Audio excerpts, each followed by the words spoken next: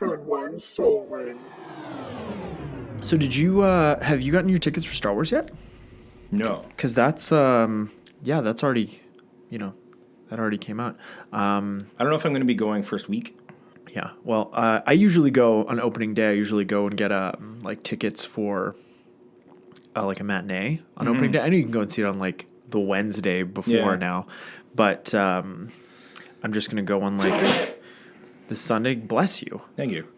I'm just gonna go on the Sunday with Ainsley. We were gonna maybe take Violet. We got her like those baby earmuffs, but I think we decided against it. But we are going to like the where they have the recliner seats. Have you been to Grant Park since they did those renovations? I haven't been to the Grant Park actually. It's really nice. It's all assigned seating and it's like little love seats, and you can put the armrest in the middle down like if you're sitting next to a stranger. But yeah, you're basically like the aisles are so wide, so even if the seats are completely reclined, you're basically lying down. People can walk in front of your seats like no problem. It's very nice. And you can be in the front row and it's fine. You just like recline. It's amazing. Yeah. Maybe I should try and get tickets for there. You should, yeah, because you can get tickets now and like interesting, yeah. It's actually really good. And yeah, it really doesn't matter where you sit, and if you like to sit in the middle of the theater, which is, arguably the best place to sit. Oh, totally. You don't have to get there early and it's assigned. And you're not bunched up with anyone because they're just like love seats. Yeah. So it's very nice. Cool. Yeah, I like it a lot. Yeah, like when I went and saw Knives Out, we did like a 1 p.m. during the week, and it was like there was like 20 people in theater or whatever. It was like it's a great time. Yeah, that's what I like about Town 8 downtown. It's not assigned seating. It's actually kind of a scary place to go see movies. But it's not very heavily attended. So like I went to see Dr. Sleep like a week after it came out, and it was me and one other guy in the theater. Oh, wow. So, yeah. Yeah. Well, welcome to another episode of Turn One Soul Ring. I'm Kevin. And I'm Eric.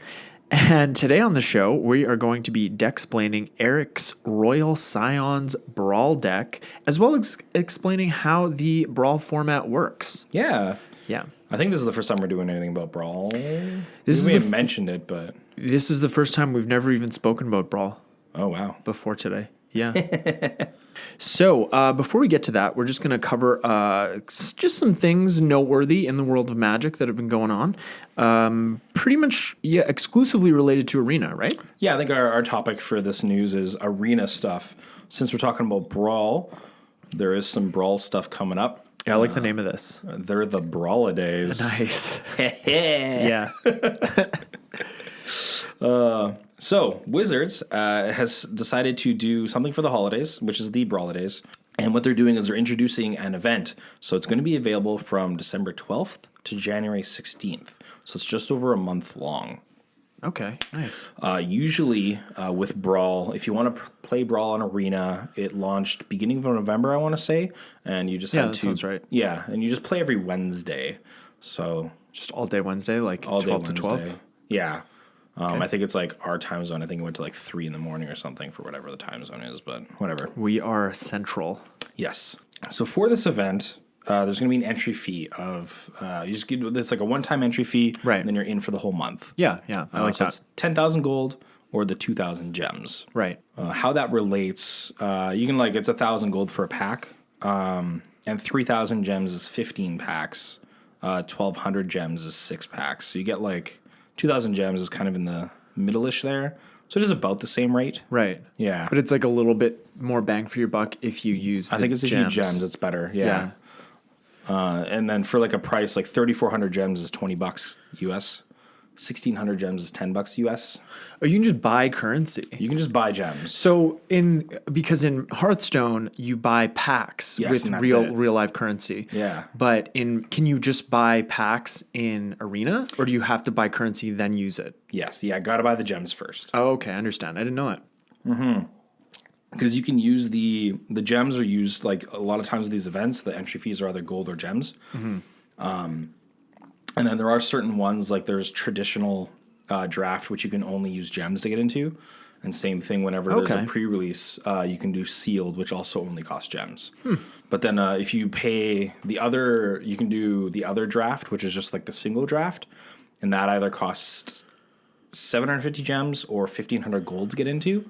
And if you win, you actually win gems that way. So you can actually pay gold, and gems. if you do well in the draft, you win gems in the end. In the single draft, is that So it's just like best of one. best of one? Okay, Yeah. I thought so. And then so from there, once you join the Brawlidays event, you'll have access to the Brawl queue, and so you can play whenever you want. If you don't pay for this event, you can still play Brawl on Wednesdays. So that's not going away; it's still there. So if you don't want to pay for the event, Yeah. on top of that, though, they're experimenting with some other stuff as well. If you join the event and you win at least once, you will be getting a Rise the Redeemed. That's nice. That's a good commander card. Yeah, so on top of that, Rise the Redeemed will be added into Brawl, so you will be able to use the Redeemed as your... That's awesome. Yeah, as your commander, which is pretty cool. And because of that, they're also adding it into Historic as a little thing. And so you will be able to craft this card as well if you do want to play set to play in Historic too. Nice. Yeah. I like that. I used to run him in a Selesnya tokens modern deck. Cool. So, I don't know, maybe you could do something like that in Brawl. Or Historic, I mean. Yeah, I'm sure in Historic there can be some really cool token. I mean, also as a commander, he's good, right? Yeah. In Brawl. Oh, obviously. totally. Kind of a fun card to build around. So this is really interesting that they're just trying this out. So I'm also guessing that they want to probably see how many people are interested in playing Brawl on Arena. This is the way to do that. Whether or not they want to see, they want to make it a daily thing on, normally, like standard. Yeah, totally. Cool. And so from there, that's all the Brawl stuff that's happening. When you play Brawl on Arena, it's only 1v1, right? Yes. Okay. Yeah. Just want to go on stuff. Yeah. That's how I'd probably build a Brawl deck if I was going to build one. At least in paper. Like, that's what I did with Oathbreaker. And yeah. Yeah. It's more of a one. It's good as a 1v1. Well, it's just, I don't know, the popularity of it isn't quite there for at least stores to have full-on events, and Arena probably isn't set up for multiplayer yet. No. So cool. So then from Brawl, there's also some historic changes coming. So they're going to be, the historic rank queue has been launched, which is really nice. And they're going to be keeping an eye on that. They've been quite happy with how things have been going so far. But they will be adding some card suspensions to Historic. Cards suspended will not be legal and therefore unplayable in a format, but their intention to be more flexible with cards that are suspended. So when compared to traditional bannings, suspensions will be a temporary measure lasting for a Historic ranked season. So these are only going to be gone for the season. Is that a month? Rank, which is a month. A month, yeah. It's about a month, yeah. I don't know if they're going to be I think that's how things are going to go from now on, so... So the current suspensions for the next historic season are going to be Oko. Yeah. Always see that coming up. Another one, Feel the Dead. Yeah. Can you maybe guess another one? Is it Once Upon a Time? Oh, look at that. Oh, nice. Got him. Got him. And there's one more green card, which is also... Is it Veil of Summer? Hey, look at that. Got Whoa. it. Yes. Must be The Shining. Yeah, look at that. So it'll be interesting to see how this goes over. Obviously, we can just see in this very limited format, these green cards have been super oppressive, and green has been very powerful. Yeah, that's what's been happening in Standard as well. Yeah. Right? So makes sense. Makes sense. No big surprise. And Pioneer as well. Has Oko been banned in Pioneer? Not yet. Not yet. And he hasn't been banned in Modern. No. I think Urza would sooner be banned than Oko. I think just so. because yeah, I don't know. Yeah, let's not get too much into what should be banned and what shouldn't, because then I'll just get on my biorhythm soapbox again. Nobody wants to hear that. So on top of that, there's going to be a historic event from December 20th to 30th. It's going to be called the Artisan, and what they're doing is it's going to be commons and uncommons only. Cool. Yeah. Well, that's pretty sweet because you can. Oh, right, it's historic, not Brawl. I was like, because you can use all those uncommon planeswalkers as your commander. No, so away from that. So joining into this event, which is going to be 2,500 gold or 500 gems, if you at least get up to 5 wins, every single win you get a card style, so they kind of look full art and shiny-ish. Cool. Yeah. So not bad, just a little extra bonus. I like that. And the last thing about Historic, which seems pretty interesting, is that from January 11th to 13th, so this is next year, there's going to be a Historic Challenge, which is a constructed best of 3. It's just a one-time entry of 10,000 gold or 2,000 gems. And then players play until they get 8 wins or 3 losses, whichever comes first. And then you win prizes up to the top. Well, if you get 8 wins, you get 15,000 gold and 40 historic boosters. That's awesome. It's a nice prize in the end. And historic boosters are the They're actually not entire... available yet, so So we don't know what's going to be in them? but they're going to be like anything. I Anything think. from the historic, like the mystery boosters, how it's like 1,000 Yeah. plus cards. Yeah. Okay, that's kind of... I mean, there's a lot of garbage you could get, for There sure. is, But, totally. you know, that's the thing about, like, digital packs. You know, I know with Hearthstone, like... after about 40 packs, you're guaranteed to get a legendary. Yeah. I mean, I think most people get legendaries more often than that, but it's just nice that with a digital platform, they can control those things a lot more than maybe they can with, you know, a store giving out single packs. Exactly. Yeah. So that's nice. Yeah, it's nice. Certainly, like, psychologically, it feels better. It's like, well, there's got to be something good in these 40 packs. Yeah, you know you're going to get one of those things, right? I think there's also something with a new set. I think it's within the first 10 packs. You're supposed to get a legendary? In Hearthstone, In Hearthstone? Yeah. Yeah. Yep. Okay. Well, yeah, all that sounds good. It sounds like they're you know, really supporting Arena. Seems like it's a lot of fun to play. Yeah, I do like what they're doing with the format. They're really paying attention to Arena. They're trying out new things. So Yeah. and I understand they currently, like, it's kind of weird with Brawl how it's like only on Wednesdays, but it also makes sense because they're doing a lot of weekend events. And they don't want to like split up the player base too much, like going into all these different formats that they have. Of course. Yeah, no doubt. Yeah, absolutely. So, all right, well, let's move on to Brawl. Talk about Brawl. Yeah, let's talk about Brawl. So, Yeah. according to MTG Wiki, Brawl is a commander variant that uses only standard legal cards. It was designed and introduced by Wizards of the Coast staff member Garrett Turner? Turner. Is it 2 T's? Wow. And subsequently became a Magic Online sanctioned format. Yeah. The differences from Commander are players in multiplayer games start at 30 life, not 40, and players in one-on-one games start at 25 life, not 40. Is that how it works on Arena? It is, yeah. Yeah. Players in one-on-one get 1 free mulligan, like in multiplayer games. Yep. Okay. I keep looking at Eric to be like, is this yeah, correct? yeah. Is this correct? Decks consist of 60 cards, not 100. Any player can be, any planeswalker can be a commander, regardless of whether they have the ability to become a commander or not. I think it's really nice for the Brawl format because there's just not that many legendary creatures. Of course, yeah. And then it also makes sure that they don't have to keep like making a certain amount of legendary creatures. Like the planeswalkers can also be there. So Yeah, and it's like they don't want to, it's like standard sets should predominantly be for standard, right? Every standard set, we maybe get 1 or 2 cards that make an impact in, vintage, legacy, modern, pioneer. But, and then it's like, okay, we also need to throw in a few commander cards. It's like, it's sort of going in too many different directions. Yeah. And, now we have things like Modern Horizons and Commander Legends, is it called? yes, I think that's what it is. So, and then we're going to have like Pioneer Legends, right? So it's like that really helps. I think standard, just focus on standard. Yeah, because if they don't have to like make a set hit so many targets, they can really focus it more. And like draft is still a thing as well. I was just going to say that, yeah. Yeah, and we really want to make sure that draft is a healthy format because it's really fun. No other card game out there offers a draft format because you can't do that with Yu-Gi-Oh or Pokemon or anything. They don't have how the packs are built and stuff. Yeah. That's just not a thing. Right. And, like a great example is opening a pack when you're drafting and you get Smothering Tithe as your rare. It's like, well, that's a great commander card and I'd like to take that, but it's not. I'm going to have to take the like, uncommon removal spell, because it's not good in draft. So yeah, that's like that makes a lot of sense that they use planeswalkers as well. Yeah. Like we said, only cards from standard legal sets can be used, and consequently, that means that Brawl uses its own banned and restricted list.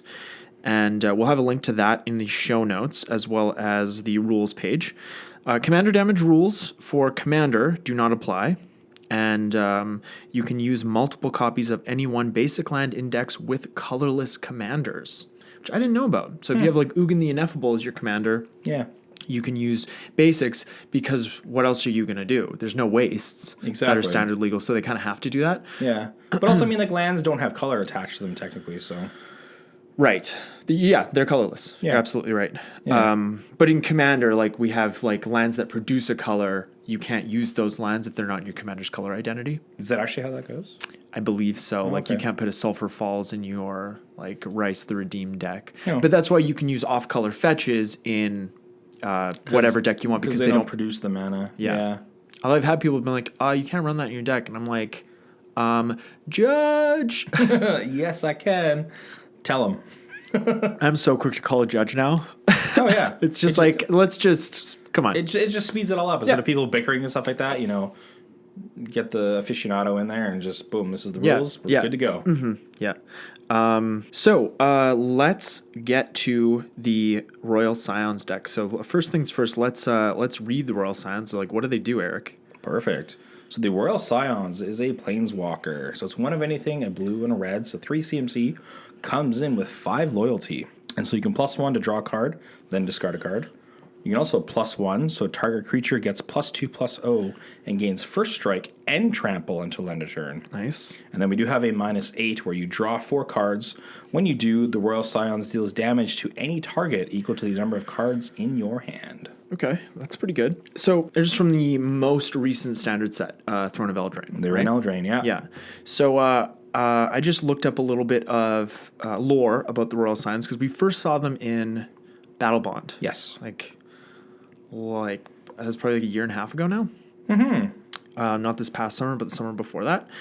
So I'm just reading this off of the wiki.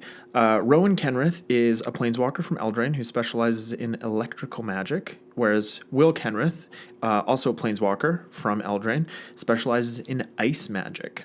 They're twins. Rowan and Will are the children of the High King Algenus Kenrith. That's the Kenrith the Returned King. Yeah. And their stepmother is Queen Linden. That is one of the flagship color, like the white one, the 3-mana legendary creatures from Eldraine. Oh. So she's the 3 white. Yeah. One that costs 3 white. Yeah. Yeah. It's their stepmother. And a little bit of history. So Rowan and her twin were born after a witch had enthralled their father and lived with him for a year. Oh, that's like Voldemort. Their birth mother killed the newborns for their blood, which she would have drunk to extend her life. When Algenus, maybe, regained his conscience, he killed the witch. At the same time, their adoptive mother gave up her sword's power to restore life to the twins and took them in as her own kids. Oh, wow. That's like... That's a crazy story. It's like the Black Blade could like take the power, right? And I guess her sword can... give back. Wow, that's kind of cool. The next bit here, they're 18 years old, and the twins are looking for their missing father, the Kenrith, the Returned King, who has been abducted by the planeswalker Oko and Garruk Wildspeaker. Oh. The magic mirror reveals the location of their father, and that he has been transformed into a stag. So the magic mirror is one of the legendary artifacts from the Throne of Eldraine. Later on, Will rescues Garruk from certain death. His act of braveness and persistence summons the Cauldron of Eternity. Nice. So dropping a lot of cards here. Yeah. Which cures the hunter of the Chainveil curse. The twins fail to protect the stag from the Wild Hunt. Another card. Hey. But Algenus is brought back to life by his wife, Linden. Man, she's just bringing everybody back to life. This all happens near a witch's cottage at the fringe of the wilds. Actually, the house where the twins had been born. Hey, witch's cottage. This lore is... It's pretty good, this is super good right now. As Linden reveals the shocking truth about their origins, Rowan becomes upset that they hadn't been told earlier. Isn't that always the way? Yeah. The shock ignites the twins' planeswalker spark, and they disappear. They're sparks. Disappear. They don't just have one spark. Yeah. Garruk, who is thankful for his cure, promises the king and queen to track their children and keep them safe. Wow, what a stand-up guy. Garruk, my boy. Yeah, so then we go to the Battle Bond set. So that stuff actually happened before or after the Eldraine stuff. Yeah. So Rowan competed with her brother at the Stadium of Valor's Reach on Kylem. No one knew where the mysterious pair came from or why they felt the need to test themselves on Valor's Reach. But anyone who faced them in battle realized very quickly their ability to reinforce each other's powers was a force to be reckoned with. Cool. Yeah. That's fun. I like that too, because like obviously the Royal Scions card is the single. In a battle bond, they're each their own card. Yeah, yeah. But just right there, how they can reinforce each other's power, and those two cards work together very well from the battle bond set. Yeah. They have the partner mechanic, of course. So of course, yeah. So that's kind of fun. I like that a lot. Yeah, man, I love lore. Yeah. Also, if you like lore, go check out our Patreon page. We got some lore videos for you. We do. Well, lore episodes. Episodes. I said episodes. Okay, so let's move on to this deck. So, Eric, how does this deck win? So, how the deck wins, we'll mostly get into it during the deck tech itself, because this deck has a lot of synergies to it. So it's just a lot of like incremental value. Lots of incremental value happening. And like just a lot of like pinging, like bits of damage. There's a lot of good cards that have a lot to do with how the Royal Scions work. Okay. And then there are a couple bomb cards, of course, as well, that should just like help out the deck win.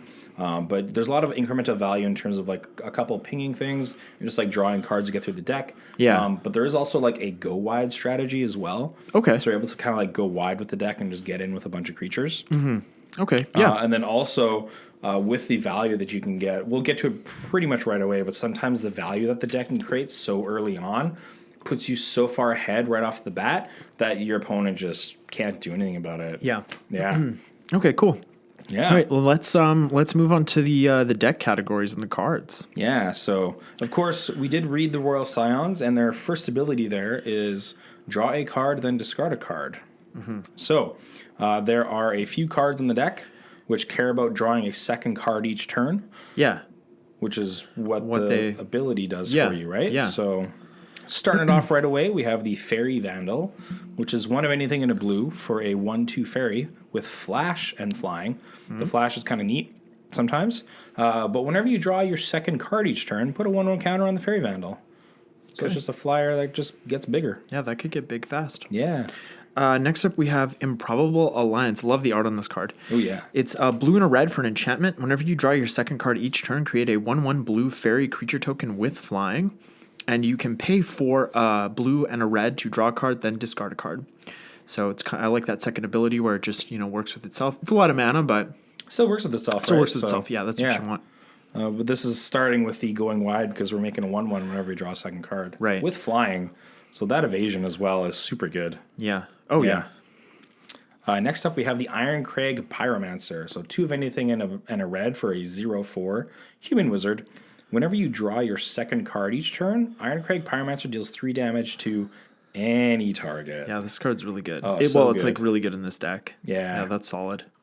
Next up is Mad Ratter. It's 3 and a red for a goblin, 1/2. Whenever you draw your second card each turn, create 2 1/1 black rat creature tokens. You get 2. Yeah, that's a lot of value. Yeah.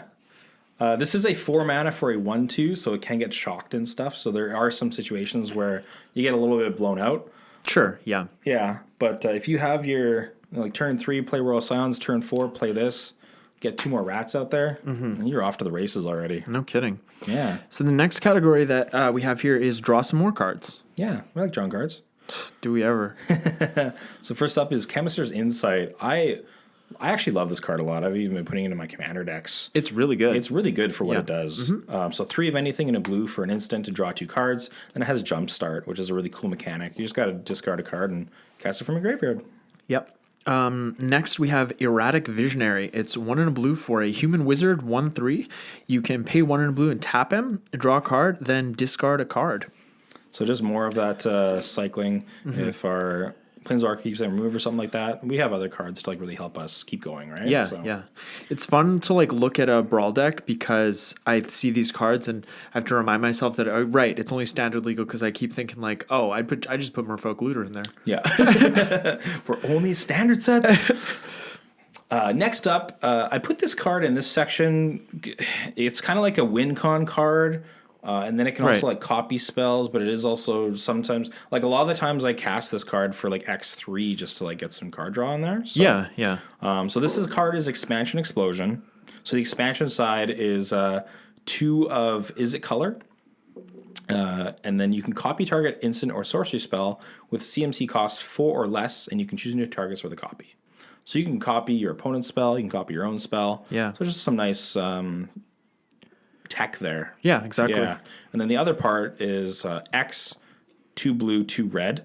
Explosion deals X damage to any target, and target player draws X cards. Yeah, that could definitely be a win con. Yeah, for sure. Alrighty. Next up we have Finale. I love this whole cycle. The Finale cards. Finale of Revelation. It's X blue for a sorcery. Draw X cards. If X is 10 or more, instead shuffle your graveyard into your library. Draw X cards. Untap up to 5 lands, and you have no maximum hand size for the rest of the game. Exile Finale of Revelation. Yeah, this could really get you like back in the game. Oh yeah. Can't say I've ever casted for the 10. Next up we have Light Up the Stage. So it's 2 of anything and a red for a sorcery. Has Spectacle of just 1 red. And then you can exile the top 2 cards of your library. Until the end of your next turn, you may play those cards. Yeah. So this isn't technically card draw, but it's just card advantage straight up. So Okay, next up we have Opt. It's classic, 1 blue for an instant, scry 1, and draw a card. Just can't go wrong. can't go wrong. Next up is Radical Idea. So this is 1 of anything in a blue for an instant, just to draw 1 card. But it does have Jumpstart, so Yeah. reusable. Thrill of Possibility is next. 1 red for an instant. As an additional cost to cast the spell, discard a card, and you draw 2 cards. Just a little bit more card draw there. Yeah, true. And a lot of these cards are also, they help with drawing your second card, right? Like if you don't have access to the Royal Scions, or if it's too expensive. Yeah, so we still have a way to proc all the draw second card stuff. We're getting more value onto the battlefield, and then while we're doing that, we're getting through the deck to get to more cards. Yeah. So, Yeah, you always want to build like, a commander deck or this type of variant like Oathbreaker or Brawl with a lot of things that do what your commander does so that if something happens to your commander, you can still play, right? Totally. Your deck still works. yeah. Next up is a very simple category, just some straight up removal cards. Oh, yeah. So in red, we have Lava Coil, which is 1 of anything in a red for a sorcery. Deal 4 damage to your creature. If it dies, though, you do exile it. And the same rules apply, like the same commander text rules apply, right? Yes. Okay, Yeah. I thought so. Yeah.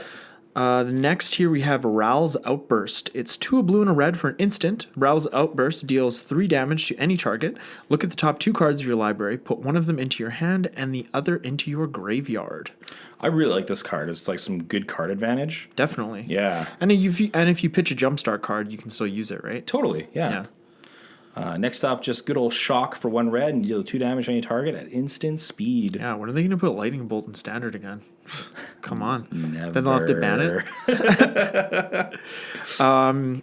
Next, here we have Skewer the Critics. It's 2 and a red for a sorcery. It has Spectacle for 1 red. Skewer the Critics deals 3 damage to any target. This, like Skewer the Critics and where's that other one? Light Up the Stage. Man, those are solid cards in Burn. Oh, so yeah. good. Like Yeah. Spectacle is really solid. Yeah, because all you have to do make sure is that your opponent loses health some way, and then you can turn on that Spectacle. And the cards are so much cheaper, and you can cast so many more spells on a turn. It's great. It really is. So next up is the section of Planeswalkers. So there's some Planeswalker power coming here. Some of them are for synergy, and we also have some bomb cards coming up. Bombs. Bomb. Can't say bomb on a plane. That's right. Sorry. Anyways, so the bomb Planeswalker is Chandra, Awakened Inferno. So this is 4 of anything and 2 red for a 6 loyalty Planeswalker. This spell can't be countered. That's nice. Oh, so nice. This is coming down no matter what, so you're going to get 1 trigger off of it for sure. You can +2, so each opponent gets an emblem with, beginning of your upkeep, this emblem deals 1 damage to you. And that stacks, right? That stacks. You can keep doing the emblem. You can keep doing it. Yeah. That's nice. Yeah. And then next up is a -3, so Chandra Awakened Inferno deals 3 damage to each non-elemental creature. And then you can also -X, and you deal X damage to target creature or Planeswalker. And if they deal damage and die, they get exiled. Yeah, they've been doing that more and more over the past few years with red damage. which is nice. It's nice because then it's Just seals the deal. Seals the deal. There's no more recursion you have to worry about or anything like that. Yeah, so it's nice for sure. Next here we have Mu Yanling, Sky Dancer. 1 and 2 blue for a legendary planeswalker with 2 loyalty, so not the best rate. Yeah. So +2 until your next turn. Up to 1 target creature gets -2/-0 and loses flying. Her -3 is create a 4/4 blue elemental bird creature token with flying. That's pretty solid. Yeah. And her -8 is you get an emblem with islands you control have tap, draw a card. That's pretty sweet. That's really nice. But yeah, so like, she does protect herself because the +2, if you can target a creature that with flying or even just like a 2x. Yeah. And a lot of the times early game when you're getting this down on turn 3, they probably only have like one creature that is like 1 or 2 power. Yeah. And then on the following turn, you just get a big 4/4 beater that can protect her. Yeah. So it's 4/4 in the air. Since we're on the note of Mu Yanling, there was a game where I played where I got Mu Yanling down on turn 3. Royal Scions came down on turn 4. So I had a 4/4 in the air that I was then giving +2/+0 every turn. So it was like... Oh, yeah, that is some good synergy. It was pretty much like a 4-turn clock, and it was done. That's right, because it's only 25 life. Yeah. Yeah. Yeah. And then next up, we have one that really synergizes with casting spells. So we have Saheeli, Sublime Artificer. So it's 1 of anything, and then 2 is it color. Comes down with 5 loyalty. Whenever you cast a non-creature spell, create a 1/1 colorless servo artifact creature token. So this will be like artifacts, enchantments, planeswalkers. We're going to be getting those servos. Right. And then you can -2, target artifact you control becomes a copy of another target artifact or creature you control until end of turn, except it's an artifact and its other types. This ability can be pretty cool. Probably touch on it when we get to some of the creatures. Yeah. But you can make one of your servos into something else that can get you even more board state, which is really, really nice. Yeah. So it all works together really well. The next section is spell casting payoffs. Yeah. First up, we have Electrostatic Field. It's 1 in red for a wall with a 0/4 wall with Defender. Whenever you cast an instant or sorcery spell, Electrostatic Field deals 1 damage to each opponent. This is a good blocker. Yeah. But then it's like any of your spells you're casting. Yeah, I like this card a lot. Next up, I really like this card. It's Mission Briefing. So it's 2 blue for an instant. You get to surveil 2. Then choose an instant or sorcery card in your graveyard. You may cast that card this turn. If that card will be put into your graveyard this turn, exile it instead. Yeah. Yeah, so it's Snapcaster Mage, but just on an instant spell. But you do get the Surveil 2 there, so you can actually, like, if you see something in your top 2 cards you want to cast right away, you can put it in your graveyard from Surveil and just cast it, and you're good to go. Totally. Next up, we have Murmuring Mystic. It's 3 and a blue for a human wizard, 1/5. Whenever you cast an instant or sorcery spell, create a 1/1 blue bird illusion creature token with flying. This is really solid in my Talran deck. Nice, yeah. Yeah. Just adds on more creatures. And then again, this is a really good target to turn one of your servos into. Right, give it flying. Well, that, but then also, like, if you turn it into a Murmuring Mystic, then you cast a spell. Turn into, yeah, you get of course. 2 birds. I'm like, no, turn into a 1/1 bird. Yeah, totally. Yeah, you're doubling up on all the birds you get from casting your spells, so really nice. Next up is Niv Mizzet Perun. So 3 blue and 3 red for a 5/5 Dragon Wizard. Also, the spell cannot be cast or countered. You can't cast it, sorry. It's like, I'm just going to pass it. Whenever you draw a card, Niv Mizzet Perun deals 1 damage to any target. And whenever a player casts an instant or sorcery spell, you draw a card. Nice. Obviously, we have a lot of card draw and stuff going on, so this card just fits right in there. Yeah, you should put Reliquary Tower in this deck. No, is it still illegal? It's not in there yet. I think it rotated out. It rotated out. Yeah. It was M19. Whew, time flies, huh? Next up, we have Spellgorger Weird. It's 2 and a red for a weird 2/2. Am I saying that funny? No, it's just like I totally forgot that its creature type is weird. It's like what is that? I don't know, man. Whenever you cast a non-creature spell, put a 1/1 counter on Spellgorger Weird. Creature type weird. Weird. Again, one of those one that just gets bigger from. This one's non-creature again though, which I really love. Yeah, that's what you want. Yeah. Alrighty, so next up we have some enchanting synergy. So just some enchantments in the deck that work well with other things that are happening. So much shorter when you only have 60 cards, hey? I mean, It I know really that's is. kind of a silly thing to say, but yeah, like when you're like we usually scrolling. do, Yeah, we do 100 Commander card decks. Yeah.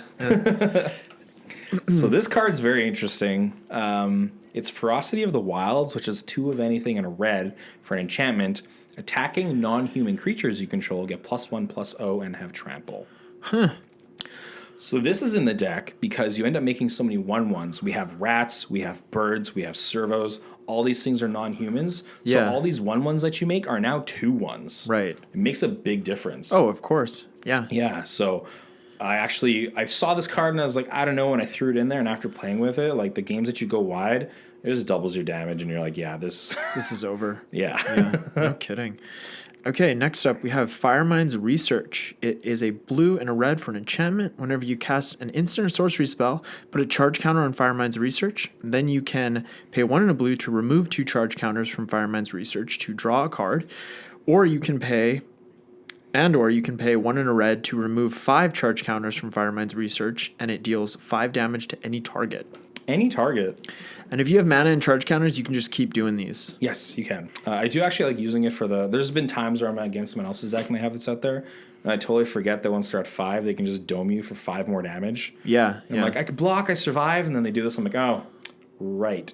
Yeah, or just hit like your commander, right? Yeah. Sure. Yeah, so it's just like extra values for having to sit out on the field. No kidding. Next up is one of my more favorite cards. Yeah, this is a really awesome card. I yeah. haven't gotten a chance to play with it, though. So we have Thousand Year Storm, which is 4 of anything, a blue and a red for an enchantment. Whenever you cast an instant or sorcery spell, copy it for each other instant or sorcery spell you've cast before at this turn. You may choose new targets for the copies.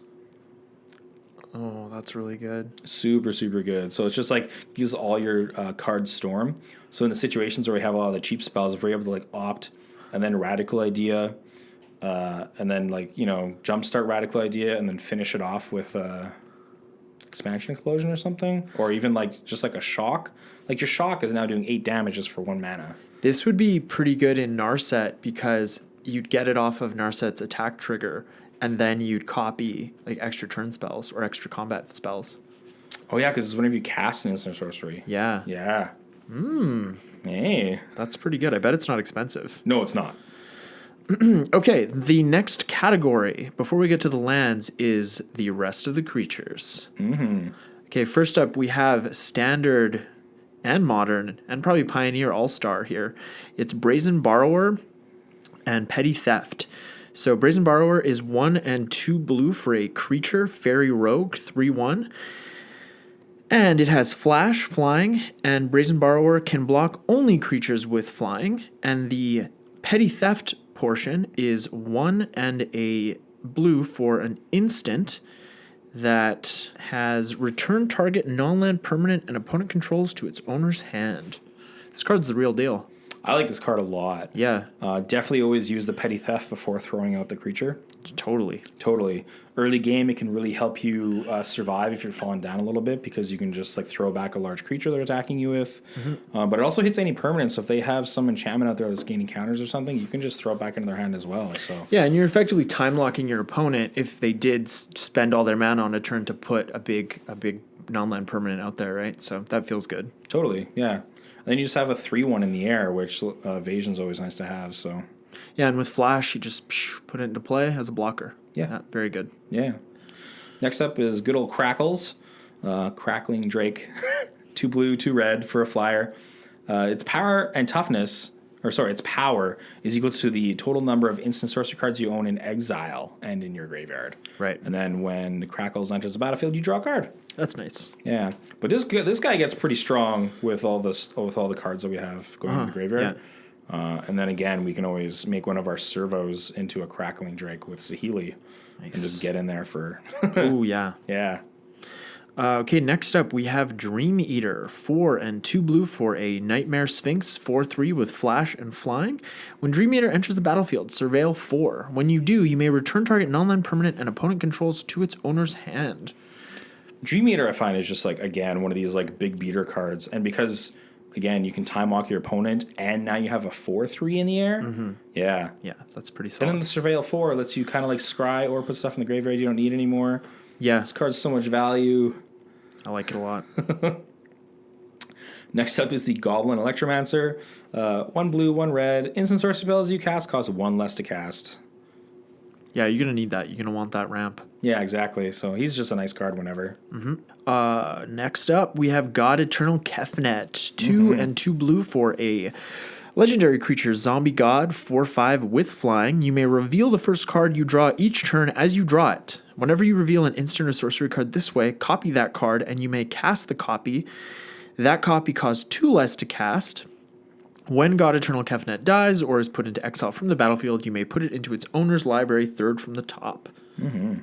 Yeah, all these cards are really good, but Kefnet especially is kind of broken. I really actually. Yeah, totally. Yeah. And there's no real way, we don't have too many ways to manipulate the top of the deck, so you're just kind of blind flipping with him, but when you get that value, it's an extra spell. Oh, yeah, and you've got so many instants and sorceries that you're going to be, it's like every other draw. Yeah, pretty much. Maybe not quite, but close. Close, it's getting there. So next up we have the Legion War Boss.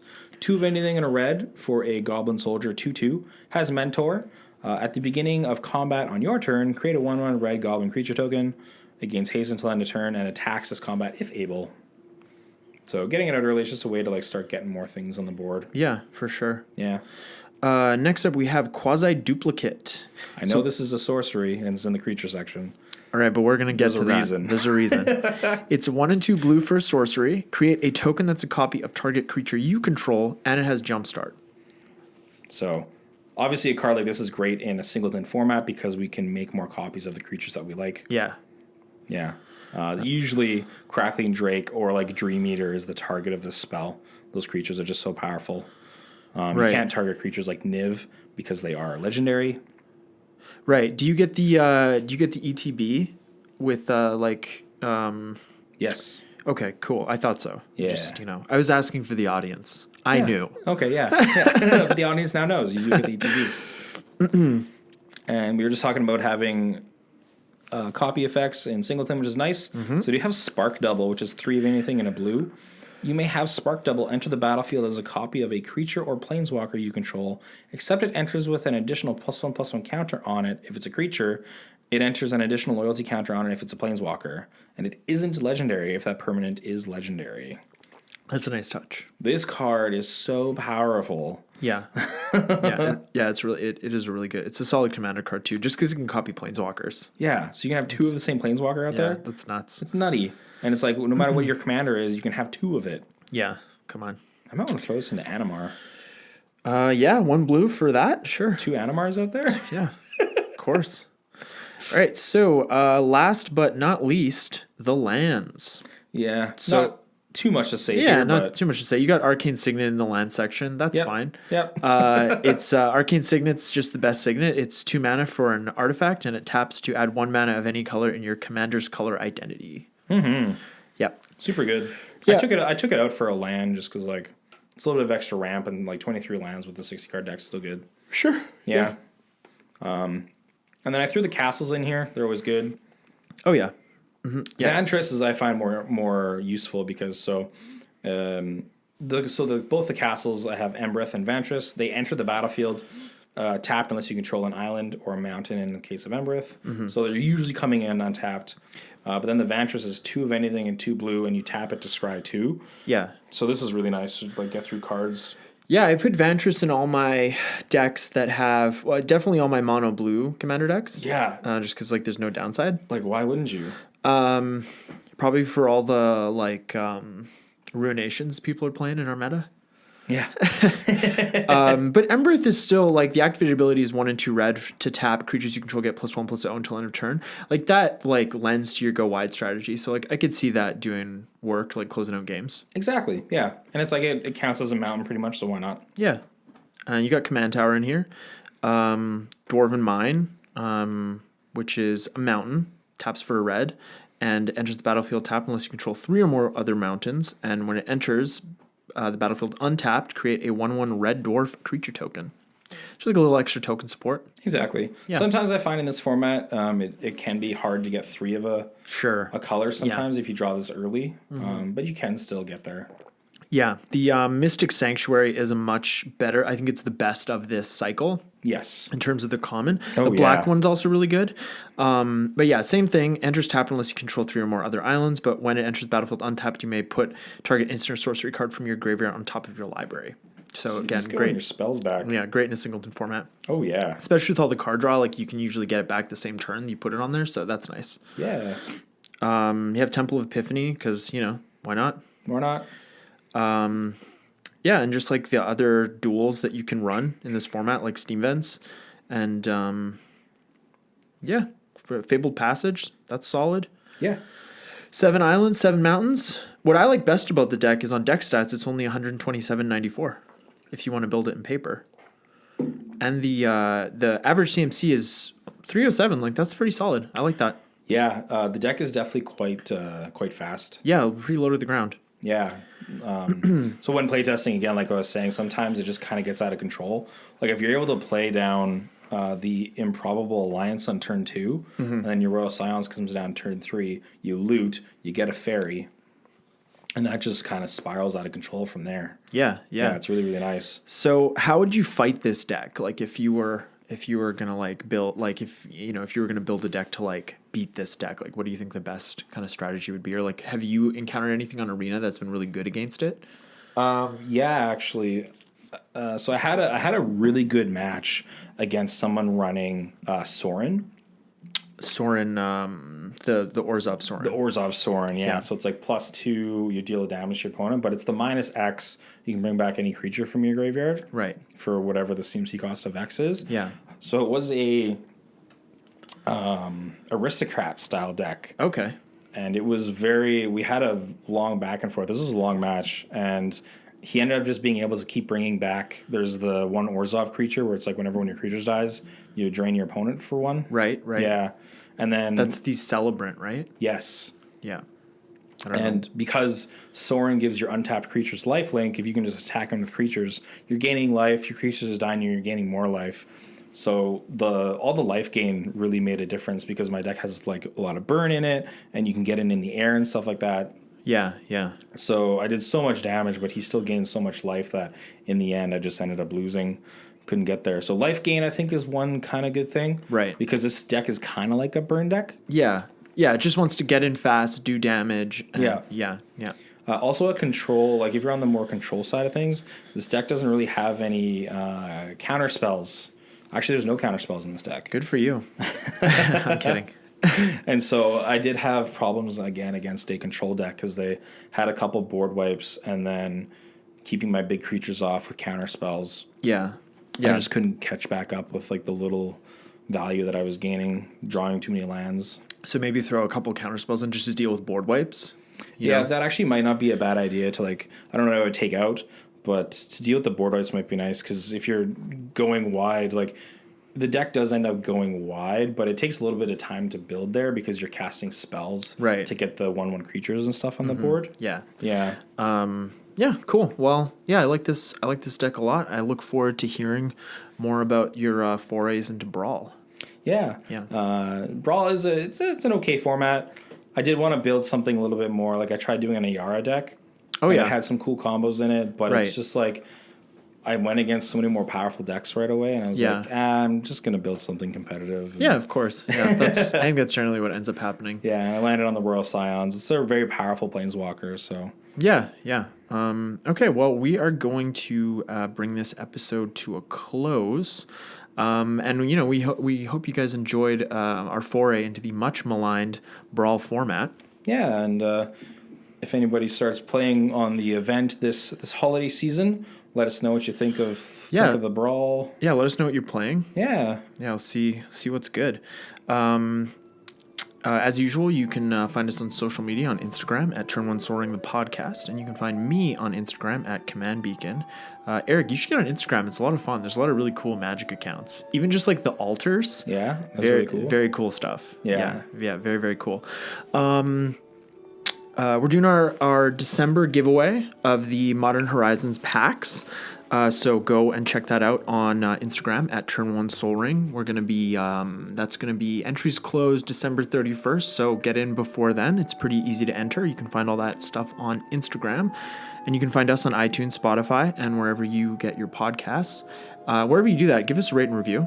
You know, be honest, just 5 stars, right? I don't think anything else. Really. I think that's clear. Yeah, obviously. We also like to hear what you think of the show. So no, it's not just like a rating. No. Give us a review or email us at turnonesoaring, the podcast at gmail.com. Let us know what you think and what you don't like. Yeah, definitely.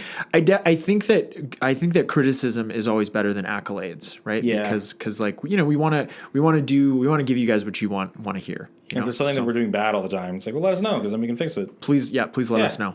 And as usual, thank you for listening, and we appreciate each and every one of you.